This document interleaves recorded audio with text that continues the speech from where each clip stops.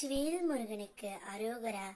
என் அன்பு குழந்தையே, இதை நீ கேட்கும் நாளில் மாலை உன் துணை இடமிருந்து உனக்கு அழைப்பு வர போகின்றது.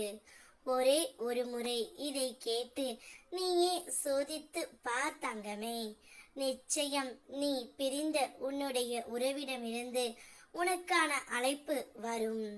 நான் பல வழிகளில் உன்னிடம் வந்து உன்னுடன் பேசிக்கொண்டு இருக்கின்றேன்.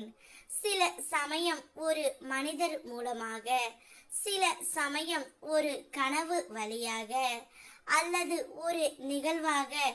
ஆனால் மனம் மாயையால் மூடப்பட்டு இருப்பதால் நீ என்னை உணர மறுக்கின்றாய் தங்கமே. உன்னுடைய வாழ்க்கையில் நடந்த சில இழப்புகளும் பிரிவுகளும் துன்பமல்ல. அந்த நேரத்தில் நீ என்னை விட்டு விட்டாய் முருகா என்று திட்டினாய். ஆனால் அந்த வழியிலேயே திரும்பி வந்தாய் தங்கமே. இப்போது பார், ஒரு காலத்தில் உன்னை அழ வைத்த அதே சம்பவம் இன்று உன்னை உயர்ந்த இடத்தில் நிறுத்தி இருக்கின்றது. அந்த வேதனைதான் இன்று உன் வலிமை ஆனது. எப்பொழுது மனம் மீண்டும் மாயைக்குள் சிக்குகின்றதோ, ஒரு விளக்கை ஏற்றி வை தங்கமே. அந்த ஒளியிலே என் முகத்தை நினைத்து உன் மனதை திறந்து பேசு. அந்த ஒளி நானாகி உன்னுள் நிம்மதியை ஊற்றுவேன். நம்பிக்கை வை தங்கமே. நீ பேசும் ஒவ்வொரு சொல்லும் என் செவிகளில் விழுகின்றது. நீ சிந்தும் ஒவ்வொரு கண்ணீரும் எனக்கு தரும் காணிக்கை. உன் வேண்டுதல்கள் அனைத்தையும் நான் கேட்டு விட்டேன். நீ எப்பொழுதும் உன் துணைதான் என்னிடம் வர வேண்டும் என்று வேண்டிக் கொண்டு இருக்கின்றாய்.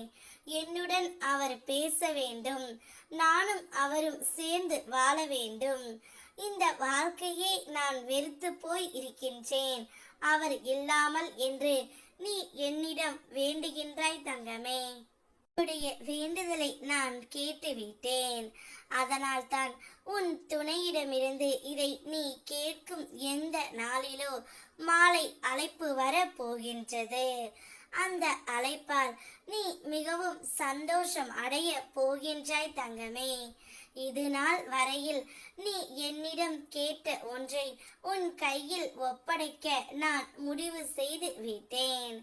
இனிவரும் காலம் உனக்கு வசந்த காலம்தான். உன் துணையுடன் சேர்ந்து நீ சந்தோஷமாக வாழப் போகின்றாய்.